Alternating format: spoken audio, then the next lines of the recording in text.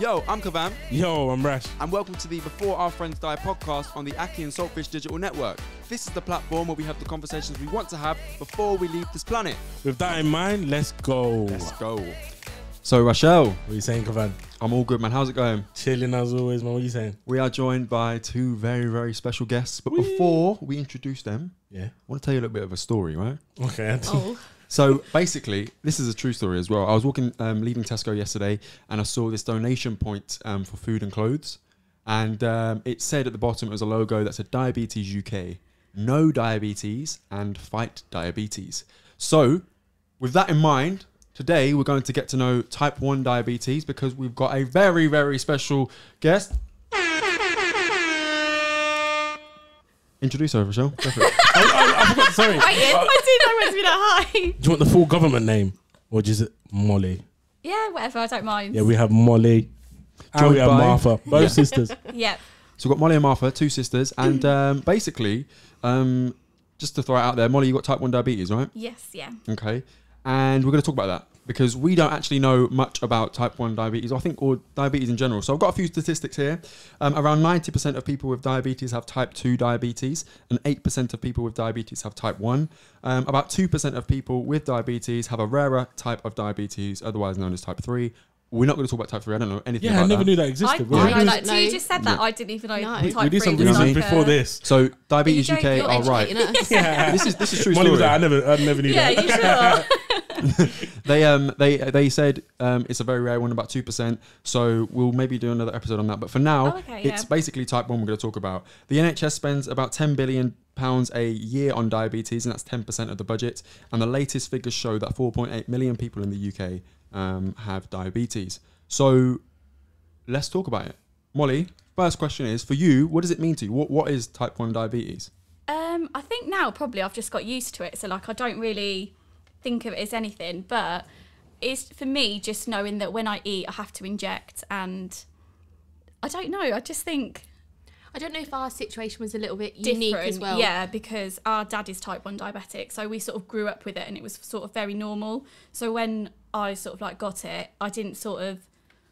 It wasn't like a massive shock, do you know what I mean? Because I knew what you had to do. I think the language was something that was we were used to in our house. Yeah. Talking about lows, talking about highs, kind of the routine around it, we were a little bit more familiar with. And like even just seeing someone inject, I think if you didn't have someone with diabetes in your family, it'd be a bit sort of scary. But we were used to like seeing needles and that's it, things lying around. If you want to talk after the podcast about... I promise, it was diabetes. Is it called Frank? So literally for the body, is it a non-functioning pancreas, right? Type 1 is a non-functioning pancreas. Yes. So when I was in like hospital and things, they said you have like a honeymoon period. So your pancreas is still making insulin for say like a couple of months, and then it just sort of shuts down and stops. So when you first start injecting, your pancreas is still working a little bit. Okay. And then it gets to a point where it's just like doesn't work. Completely stops. Yeah. So this is a couple months after what? Is it after diagnosis, after birth? Yeah, after diagnosis. So how old were you, or when did you get it? So I was thinking of this earlier, and I was just left year 11. So would I have been 16, turning 17 in the September? Yes. Yeah. So we're the older ones, aren't we? In the yeah. So I was 16. Okay. Yeah. Me and you, Rochelle. September. Yeah. Me and Kavan of the youth over here. Yeah. Molly's older though. Looking younger. Sorry. Whoa. Oh no. Yeah. So I got it then, like in the summer holidays. Yeah. So yeah, just before I turned 17. I remember when you came in sixth form, or do you? Yeah, I remember that when you came in with the pen and everything. And I used to like check everybody else. Yeah, you did my test. You did my test. I think you said it was alright, but I don't know about now. Where those biscuits? So let's bring it back a little bit. So non-functioning pancreas, but what, for the first 16 years of your life it was fine? How does that work? Yeah, I think so. I mean, when I went into hospital and things, they said that it could have been not working for like a couple of months, maybe up to a year before the diagnosis. Yeah. So I don't know if it's like, don't even know if they sort of like researchers know whether it's in like your DNA, your genetics, because obviously our dad is. So didn't we see something that said if your parents diabetic, you've got a 1 in 5 chance of one of the children being diabetic. I don't know if that's And there's 5 of you, and there's 5 of us, and so Molly took one for the team. My luck, no. But we've also got a cousin that's diabetic, and I feel like my dad's got cousins in America that are diabetic. So I don't know if it is like genetic or that cousin's on your dad's side. Yeah. Yes. Yeah. I'm sure it's one of his cousins or something. But I think I don't know if for us it's just in our like. It's very normal. Yeah, like genes or something. Yeah. Okay. You said you went to hospital and they told you might have had it for a few months. Yeah. What made you go to hospital? So I was actually. Do you remember NCS? Yeah. I knew if I said it, Michelle would laugh. I was meant to go to it. Shout out NCS, the biggest scam. The biggest scam. Got me bare jobs. I think we was doing something that day, and I just come home and I was like really tired. And I remember at the time I was like craving sugary food. So if there was like no sugar in the house, I feel like I always say this all the time. There used to be no sugar in the house, so I'd get like Weetabix and just cover it in sugar and just eat like Weetabix with sugar on it. Yeah. Obviously like in milk and stuff, but that was the only sort of sugar if we had it. And I was like going to the toilet lots, so like you drink lots of water, like weeing lots. But they say it's 3 T's. Yeah, what is it? Thirst, tiredness, and toilet. Like your so it's like the 3 T's. And I think I didn't realise at the time, but I did lose quite a lot of weight, didn't I? But at the time I didn't sort of notice it. And then I think I was just really tired one day, and obviously because Dad had his kit, Mum was like, "Oh, let's just test it." And it was, I'm sure it was like nearly 30, like on the meter. I don't even think it really what does that mean?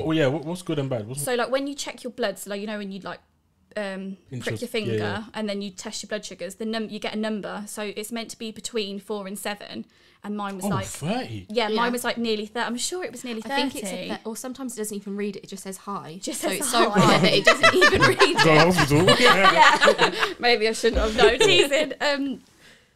Oh, sorry, I think you were pressing. No, so we went to the hospital because Mum was like, obviously that's not normal. Good, yeah. So we just went, and then I had to have like bloods taken, and then they just sort of said like, it's diabetes. So, and then I stayed in for 2 nights, I think, just to sort of get used to, because it's like a whole new way of life, really, isn't it? Like I know it was normal for us, but I think when it was when it was happening to you, you have to learn sort of when to check your blood sugars, how you're feeling, because you feel different at different times with your blood sugars, and what you inject for different food as well. So every food is like a different amount of insulin that you have to inject. So but I think that was definitely when they were like came up as 30. Mum was like, right, time to go to the hospital. So what's going through your mind when they're telling you 16, you've got type 1 diabetes, we're going to keep you in for a couple of nights, show you what you need. What's going through your mind at this point?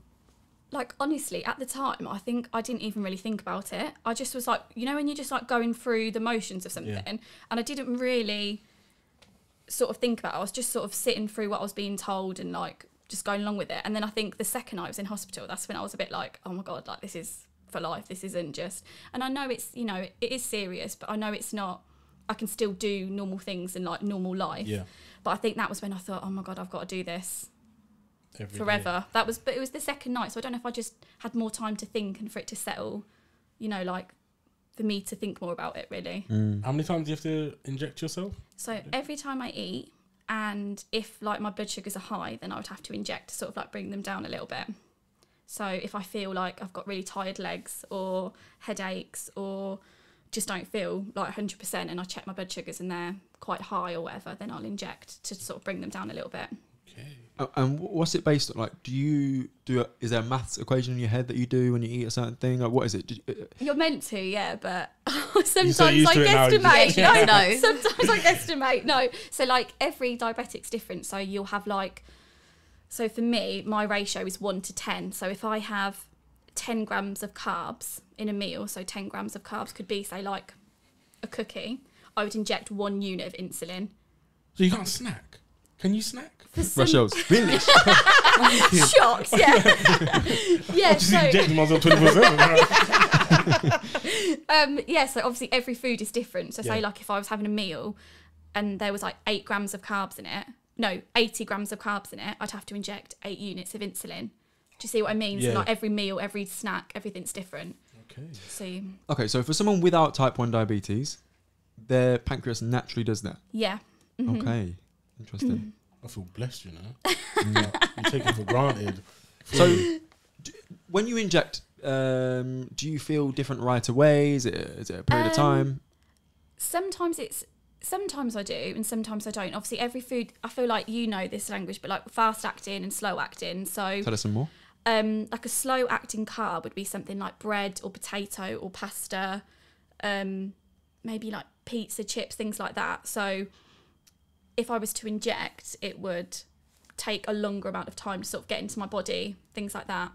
Whereas if I had something like sweets or like orange juice, something really sugary, it would send my bloods really high up, like because it's a fast acting. And you have to inject straight away. Yes, yeah. So I'd have to make sure that I'd injected probably before, so it's sort of in my body by the time I eat it and it levels it out. Yeah. I should really do that for all of them, but if I remember. Exposing yourself. Yeah. So I think, we're about 10 minutes in. I think it's worthwhile clearing up. There is a complete difference, isn't there, between type 1 and type 2 diabetes? Yes.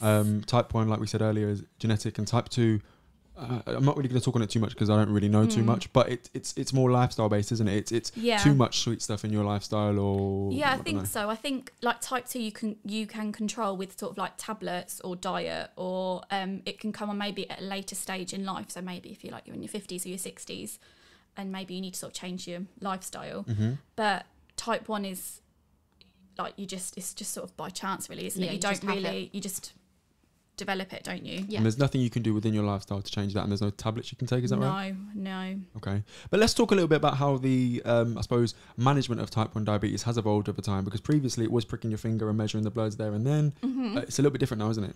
Yes, so now, I think a couple of years I've had it. It's like a sensor on my arm. So every 2 weeks I like place it on my arm, and I just scan now, like with a little machine, my arm, and it tells me. She's an android. Chips. I'm a robot. I scan it, and then it tells me my blood sugars. So you don't have to prick your finger anymore? So I don't have to do my finger anymore. Yeah. No way. So it seems so ancient now. I know, because when thought of you having to prick your finger seems when you like said about I thought it was still a thing. I think some people do it, but like when you said when I came into school at that time, and I was like checking Yeah, everyone. we were like, let's have that. Yeah, I remember that. It seems so old fashioned, because now I'm just like scanning, and then What did your dad do?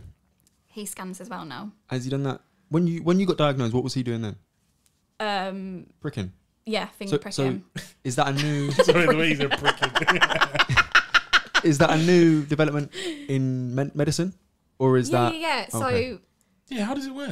I think I must have had it about 4 or 5 years. You had it for 4 or 5? The sensor. Okay. So I probably did about 2 or 3 years, like finger pricking, and then 4 or 5 years maybe. Yeah, I think so. Yeah. What was the pros and cons of the sensor versus the prick, and how does that end up in your daily life?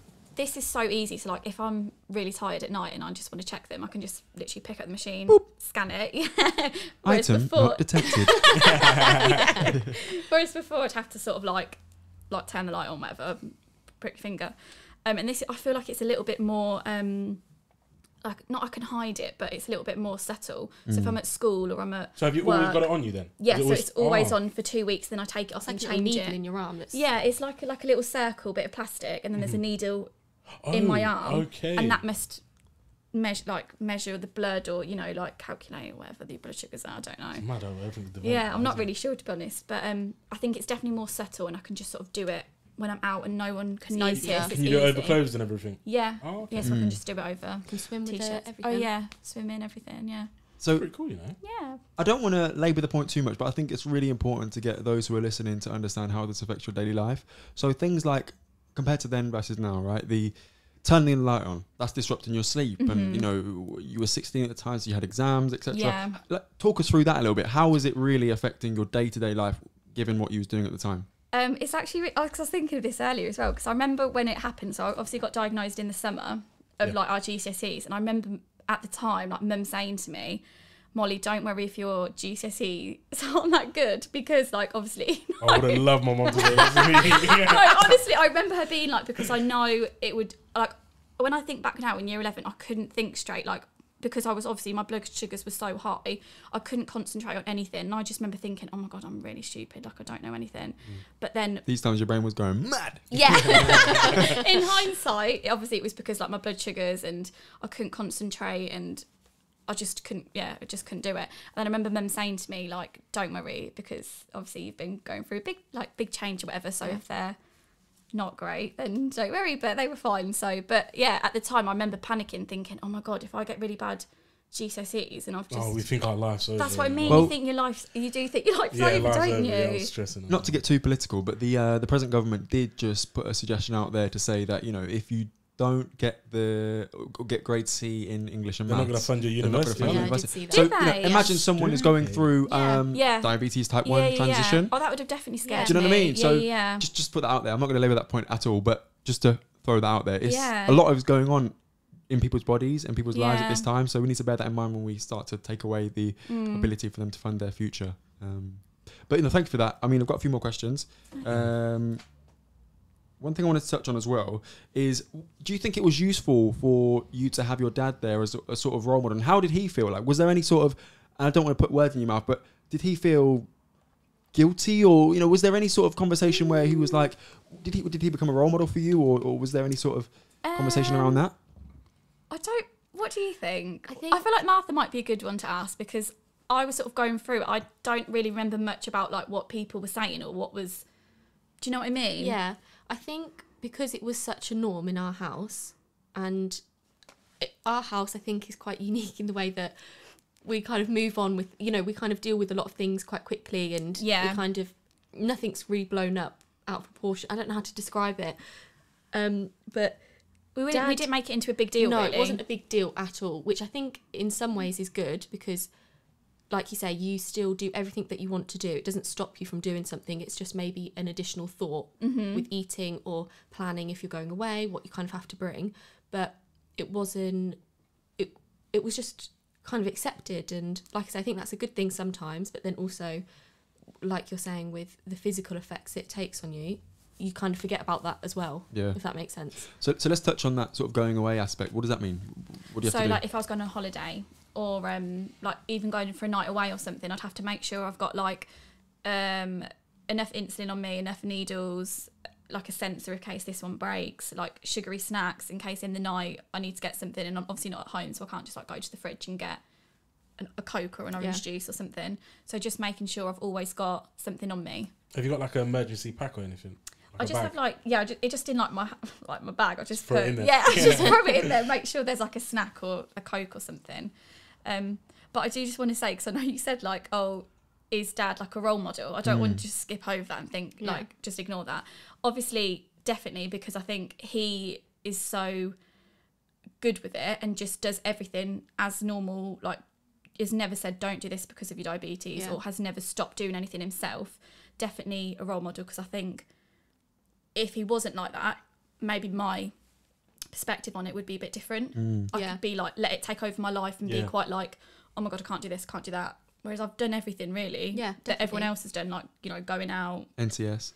Exactly. Well, actually, did anyone here do NCS? I didn't. No. Yeah, exactly. So that probably says more about me. But no, definitely. I think so. Yeah, I think so. Did your dad get it young as well, or?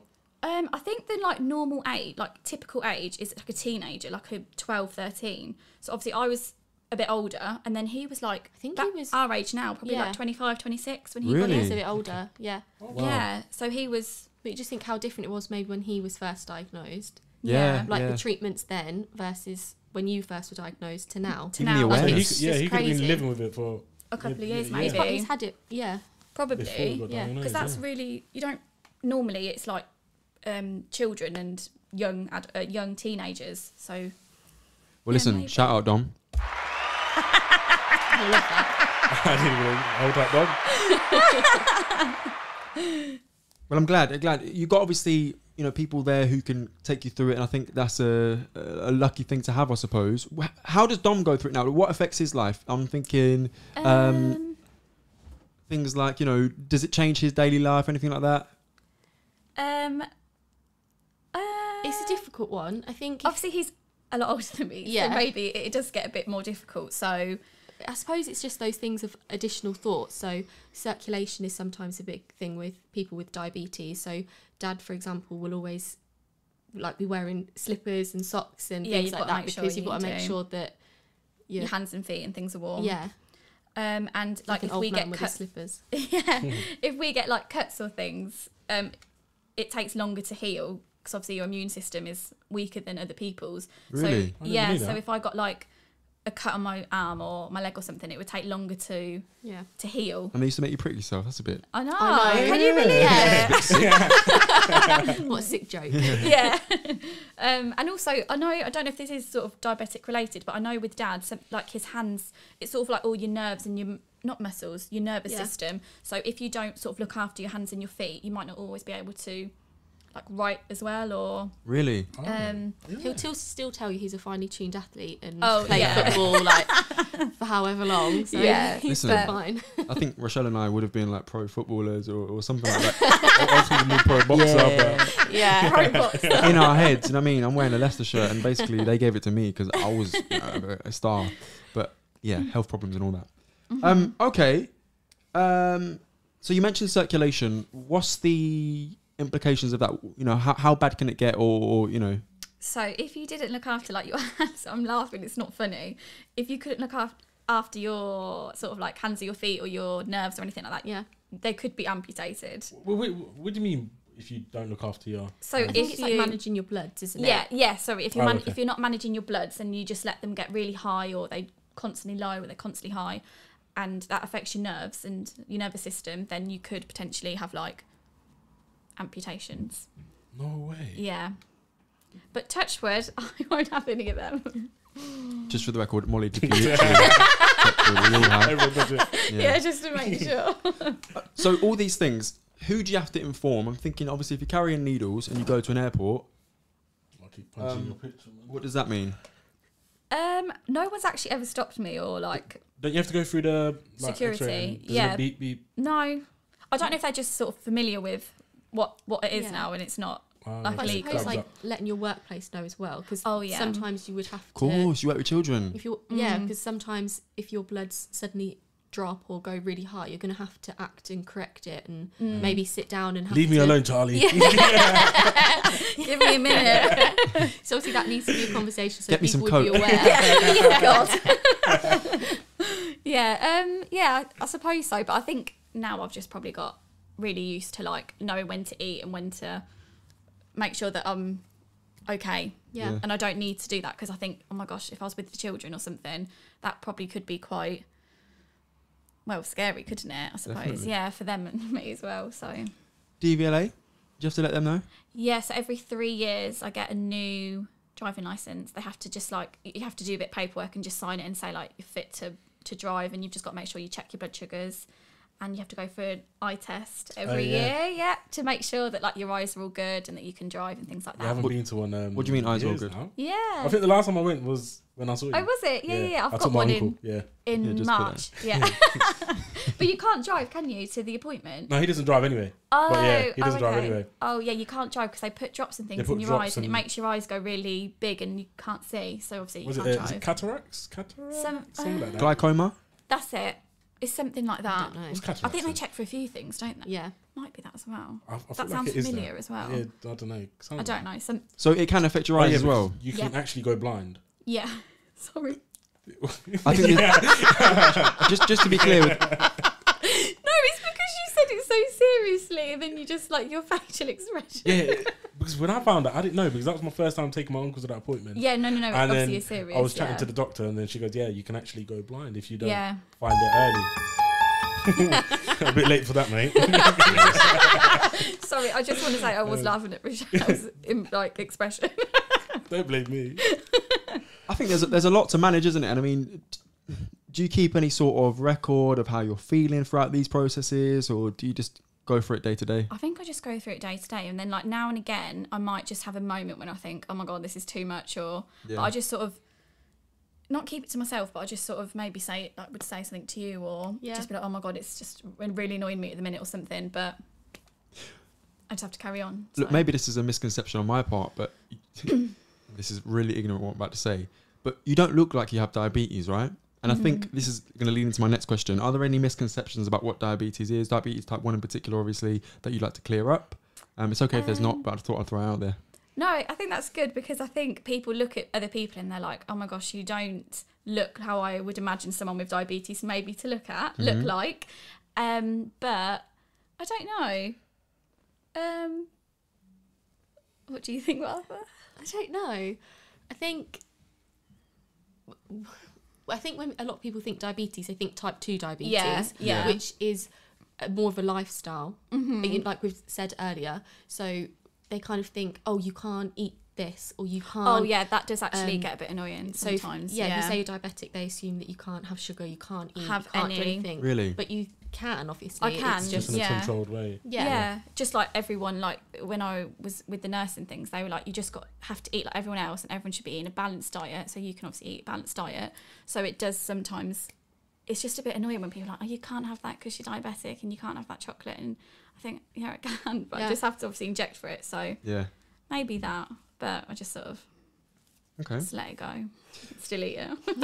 How do you let everyone know? So do you know what you got? What was it at 16? You got diagnosed? Yeah. How do you slowly let your circles of your friend circle know? I don't know. I actually don't know. Do you just slap out the machine and just your neck? Prick your finger.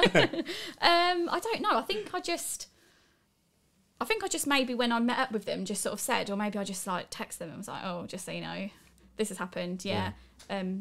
Just to keep you in the loop. So maybe, I don't know. I can't actually really remember. No. But I do remember, Kavan, you came round that summer, because do you remember you went on holiday to the I'm sure you did. I just left. Leave Molly to it. You did. I remember you, Mum, and Mark and Tanya went on holiday, and me and Dad stayed. We didn't go for some reason. Yes. And we stayed at the house. You were never going. Got stopped at security. You got needed when you go back. But then Dad decided to stay with you because you were just diagnosed, and you were going to stay at home, but Dad then decided to stay at home with you, so we could sort of kind like of help you adjust with injecting and things like that. Yeah, and I remember Kavan, you came round with Ronald and Jade. I'm sure it was the four of us, and I'd just been diagnosed, and we were like, obviously eating like cakes and biscuits, probably not the right thing. But I just remember you like came round in that period, but I don't know how I told you.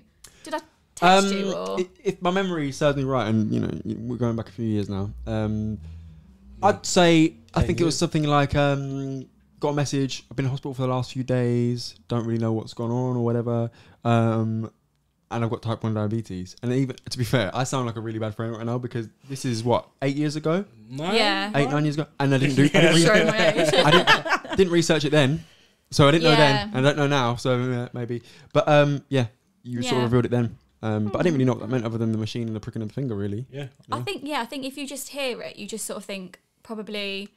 Or I sometimes think people might think if they hear diabetes, they ate too much sugar, so now they have to inject, or do you know what I mean? Or they had too many sweets and now they've got to inject, or... Yeah. So maybe that's what people just thought. Maybe they thought, I just ate too much sugar and now I have to inject. I don't know. But... So last questions from me. Awareness. Would you like more? If so, what? Do you actively raise awareness for diabetes? It's okay if you don't, by the way. I'm just asking the question.